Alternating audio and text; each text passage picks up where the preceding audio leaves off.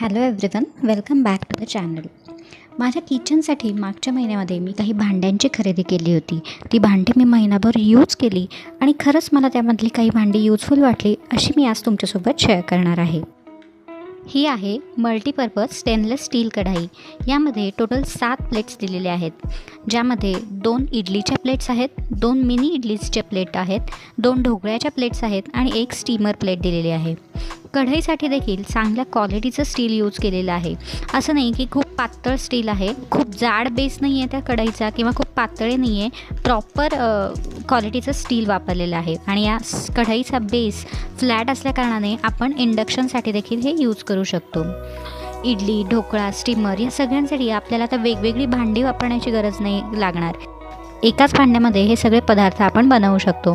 गेल्या महिन्याभरात मी यामध्ये ढोकळा, इडली, मिनी इडली हे सर्व पदार्थ 2-3 वेळा ट्राय केले. मला पर्सनली खूप यूजफुल वाटली ही मल्टीपर्पज कढई, त्यामुळेच आज मी तुमच्यासोबत ही शेअर करत आहे. आजचा व्हिडिओ कोणत्याही ब्रँडच्या प्रमोशनचा व्हिडिओ नाही आहे. तुम्ही कोणत्याही कंपनीची अशी मल्टीपर्पज कढई यूज करू शकता. विनोद, इंडस व्हॅली, सोलिमो अशा वेगवेगळ्या कंपनीज आहेत. सगळ्या मल्टीपर्पज कढईंची रेंज साधारणतः 1000 ते 1500-1800 रेंजच्या सगळ्या या मल्टीपर्पज कढई येतात. मी कोणती कढई यूज करते तर IM एंटरप्राइजेस कंपनीची ही स्टेनलेस स्टीलची मल्टीपर्पज कढई आहे. तुम्हाला जर का लिंक हवी असेल तर मी ती देखील डिस्क्रिप्शन बॉक्समध्ये दिलेली आहे. या संपूर्ण कढईच्या सेटमध्ये मला सगळ्यात जास्त काय आवडलं तर ते म्हणजे या कढईची साईज, या साऱ्या प्लेट्सची साईज खूप मोठ्या मोठ्या साईजमध्ये दिलेल्या आहेत. त्यामुळे आपल्याला जर का जास्त क्वांटिटीमध्येच पदार्थ बनवायचे असतील तर ते देखील आपण बनवू शकतो. साधारणतः 4-4.5 लिटरची ही कॅपॅसिटी आहे. मला यामध्ये एक छोटासा ड्रॉबॅक जाणवतो, तो म्हणजे या कढईच्या प्लेट्सचे जे काही हँडल्स आहेत ते जर का हीटप्रूफ असले असते तर इझिली पदार्थ झाल्यानंतर त्या प्लेट्स बाहेर काढून घेता आल्या असत्या. पण या स्टीलच्या असल्यामुळे ते पदार्थ बाहेर काढण्यासाठी आपल्याला नॅपकिनचा यूज करावा लागेल. बाकी ही कढाई खरंच खूप युजफुल वाटली मला. तुम्हाला जर का चांगल्या मल्टीपर्पज कढाईमध्ये इन्व्हेस्टमेंट करायची असेल तर तुम्ही ही कढाई घेऊ शकता. नेक्स्ट प्रॉडक्ट आहे microwave safe mixing bowls with lead. खरं तर हा चायना मेड प्रॉडक्ट आहे. हे बाउल्स सेट ऑफ 3 आलेले आहेत. आपण बोरोसिलचे शक्यतो प्रॉडक्ट्स मायक्रोवेव्हमध्ये यूज करतो, पण गेले महिनाभर हे बाउल्स मी यूज केले आणि खूपच यूजफुल आणि कमी प्राईस रेंजमध्ये as compared to the Borosil हे अवेलेबल आहेत. याची कॅपॅसिटी 1 लिटर आहे प्रत्येक बाउलची. याची पॅकेजिंग ही खूपच प्रॉपर होऊन आलेली होती. फिनिशिंग म्हणा, याचं वेट म्हणा किंवा याचा लुक म्हणा, या सगळ्या गोष्टी खूपच प्रॉपर आहेत. मला पर्सनली हे लुकवाईज बाउल्स खूप आवडलेले आहेत. वेगवेगळ्या प्राईस रेंजमध्ये ॲमेझॉनवर हे अवेलेबल आहेत. मे बी चायनाचं प्रॉडक्ट असल्यामुळे वेगवेगळ्या कंपनीज याची स्वतःची वेगवेगळी प्राईस लावून रिसेल करत असतील. प्राईस रेंज साधारणतः 1000 ते 1300च्या रेंजचे 3 बाउलचे सेट मिळतात. म्हणजेच 500 ते 600 रुपयाला एक बाउल पडतो. मायक्रोवेव्हमध्ये आपण रोजचे जेवण गरम करण्यासाठी देखील हे बाउल्स यूज करू शकतो.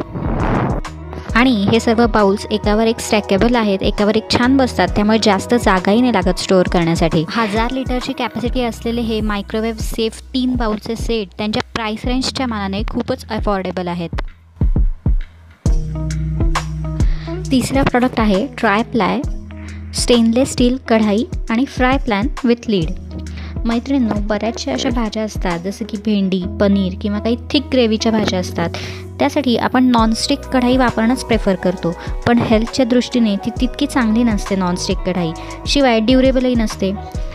तर याला ऑप्शन म्हणून मी कंपनीची सोलिमो कंपनीची ट्राय प्लाय स्टील कढाई यूज केली. सोबतच फ्राय पॅनही मागवला होता, ज्याला एक स्टीलचं लीडही होतं.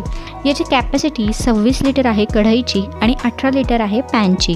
याची विड्थ साधारणतः 13.5 सेंटीमीटर आहे आणि डायमीटर 25 सेंटीमीटर आहे.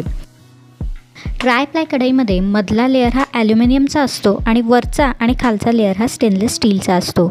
बेस फ्लॅट असल्यामुळे इंडक्शनवर देखील हे आपण यूज करू शकतो. 3 लेअर असल्याकारणाने याचं वेट थोडंसं जास्तच आहे. सगळ्यात आधी मला या फ्राय पॅनवर आपण दिरड किंवा चिला, उत्तप्पा बनवू शकतो का हे ट्राय करायचं होतं.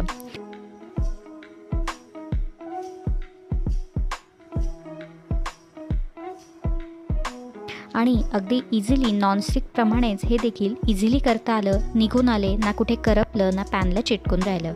त्यानंतर कढईमध्ये मी पनीरसारखी भाजी ट्राय केली, ज्याची ग्रेव्ही थिक असते.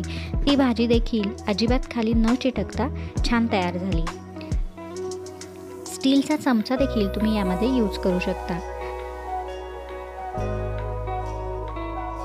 आणि याचं क्लिनिंगही खूप इझी आहे. खूप काही घाण होत नाही भाजी केल्यानंतर. यामध्ये खरकटं राहत नाही किंवा काही चिटकून राहत नाही. फक्त पाण्याने धुतली तरी तुम्ही बघू शकताय स्वच्छ दिसती आहे. रोज याला डेली तुमचं जे काही सॉफ्ट स्पंज असतं ते वापरूनही क्लीन करू शकता. आणि स्टील थोडंसं वापराने काळं पडतं, अशा वेळी तुम्ही एका स्टीलच्या घासणीने देखील आठवड्यातून एकदा घासून ही कढई चमकवू शकता.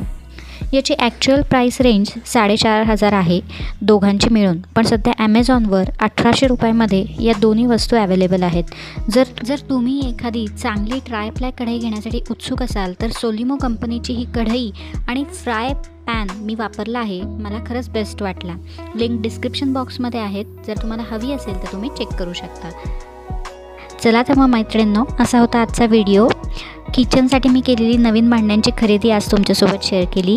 व्हिडिओ कसा वाटला मला नक्की कमेंट करून कळवा. थोडा जरी युजफुल वाटला असेल तर व्हिडिओला लाईक करा. चॅनलला सबस्क्राईब केलं नसेल तर जरूर सबस्क्राईब करा. पुन्हा भेटूयात अशाच एका नवीन व्हिडिओमध्ये. Bye bye.